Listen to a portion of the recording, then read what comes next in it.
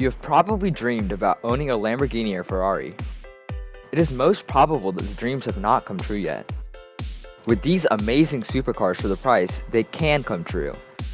Today's supercars have to be deadly fast.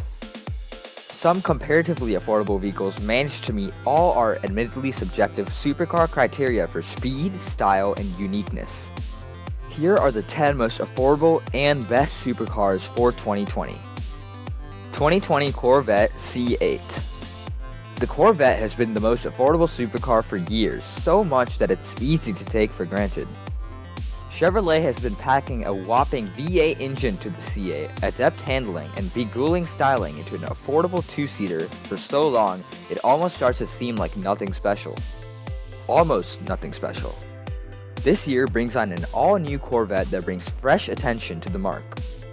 A new mid-engine configuration improves handling and allows for more Ferrari-like styling. Chevy did not neglect the old formula of horsepower for the dollar either. Even the base 2020 Corvette has a 490 horsepower 6.2-liter V8 engine with 465 pounds of torque. As in the past, higher performance variants are on the way. But the standard Corvette C8, priced at just $58,900 for a 2020 model, runs away with the title of most affordable supercar, especially now that its new mid-engine layout makes it more of a supercar than ever. Lamborghini Gallardo. This Lamborghini can fulfill your supercar dreams without having to break the bank.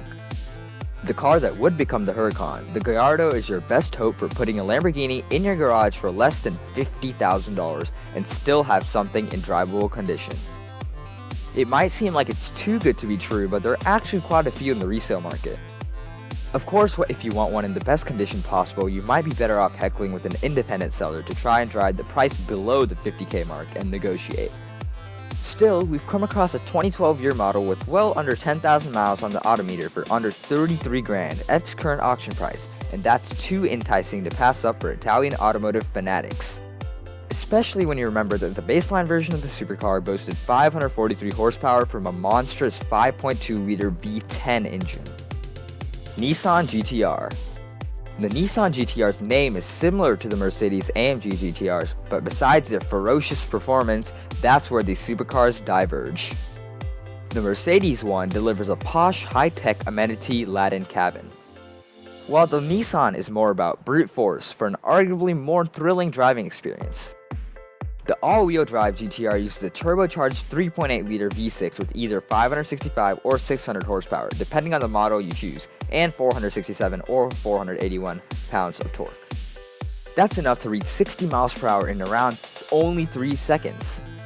The GT-R hasn't seen a full redesign in more than a decade, but it still has the goods to compete with other six-figure supercars, including many that cost quite a bit more. Prices for older models start at as low as $50,000, and the price can be negotiated even further down. A great supercar for the value. 2020 Mercedes-AMG GT-R. Even the base Mercedes-AMG GT Coupe is a performance machine with a 4.0-liter turbocharged V8 making 469 horsepower and 465 pounds of torque, and Mercedes-Benz says it can manage a 0 to 60 time of less than 4 seconds, more than the Nissan GT-R, but it's still more classier. It also looks like a supercar. While most AMG vehicles are high-performance versions of more ordinary Mercedes sedans and SUVs, this one has all the dazzle and exclusivity of a six-figure exotic. The standard AMG GT Coupe starts at $115,900, but older models can go as low as $60,000. McLaren 570S. Like the Lotus Evora, the McLaren 570S is special both because it's unfamiliar and because it's more raw than the typical luxury performance car. And it backs up that vibe with exceptional speed and handling. Like pricier McLarens, the 570S uses a monocell carbon fiber chassis, basically a high-strength, low-weight tub that you climb right into. And if you ever need to impress a crowd, the flip-up doors scream exotic. So does its engine, a mid-mounted 562 horsepower twin-turbo V8 that propels a 570S to 60 miles per hour in around 3 seconds, similar time to the Nissan GT-R. And its extra precise handling is perfectly racetrack friendly. The McLaren 570S is one of the most expensive among our top 10 of most affordable supercars, with older models having prices go as low as $120,000, but its super qualities compete at even a higher level than all the cars on this list. Acura NSX. When most people think of supercars, it's European brands that first come to mind, your Lamborghinis and Ferraris. But there's a whole big world out there, and some of the best. The Acura NSX is one such supercar. Hailing from Japan, this high-powered dart is hailed around the world as a supremely good drive, and even brand new, it is still a lot more affordable than most others on this list. For under $50,000, you can get behind the wheel of one of the early to mid-90s years models, many of which showing less than 100k miles on the odometer. And that's a pretty excellent prospect when you consider that this car is designed with input from none other than Ayrton Senna, and its advanced aerodynamics and styling inspired by F-16 fighter jets. 2020 Lotus Evora GT. Few vehicles are more focused on visceral performance than the Lotus Evora GT, particularly among the most affordable supercars. This tiny little two-seater borrows a 3.5-liter V6 engine from the Toyota Sienna minivan, then fits in a supercharger and a manual transmission to bring 60 miles per hour in less than 4 seconds. Not bad. But acceleration isn't its prime quality. The Evora takes away everything that isn't essential to the driving mission. Its lightweight and instantaneous responses make it a ridiculously capable and engaging driver's car. And forget about the idea that supercars need to be big to get attention. It's very hard to not spot this Lotus. Prices for this Lotus start at about $56,950, but you can get it for much cheaper. Audi R8.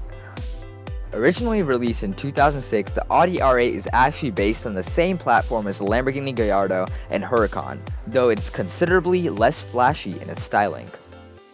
In this case, however, we would not call that a bad thing because this supercar still has more than enough get up and go, with its earliest models producing at least 440 horsepower and 317 pounds of torque.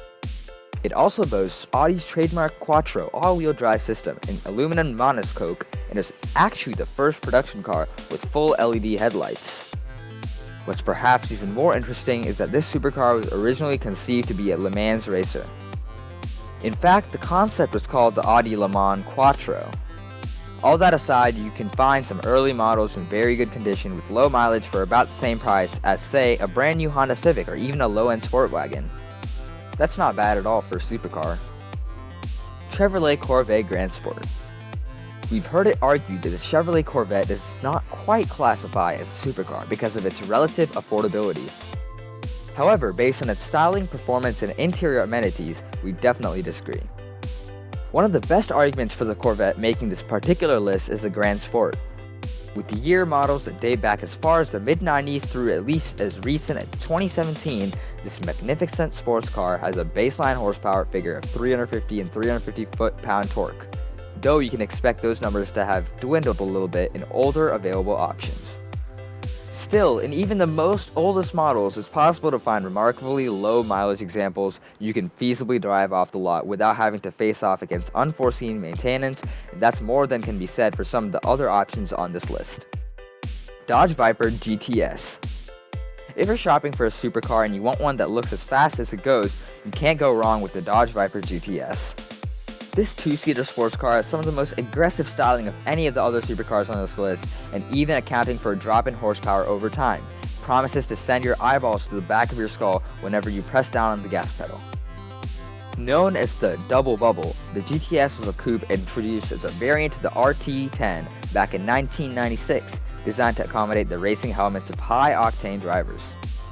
It also featured an impressive 450 horsepower and 490 foot-pounds of torque courtesy of its 8.0-liter V10 engine. Even with all that, you can still find one used in good condition for well under the $50,000 mark.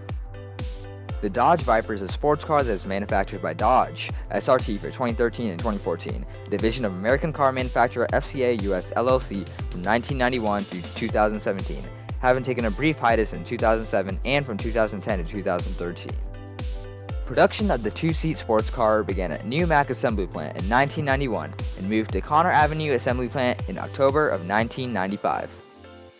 Although Chrysler considered ending production because of serious financial problems, on September 14, 2010, the then chief executive Sergio Marchionne announced and previewed a new model of the Viper for 2012.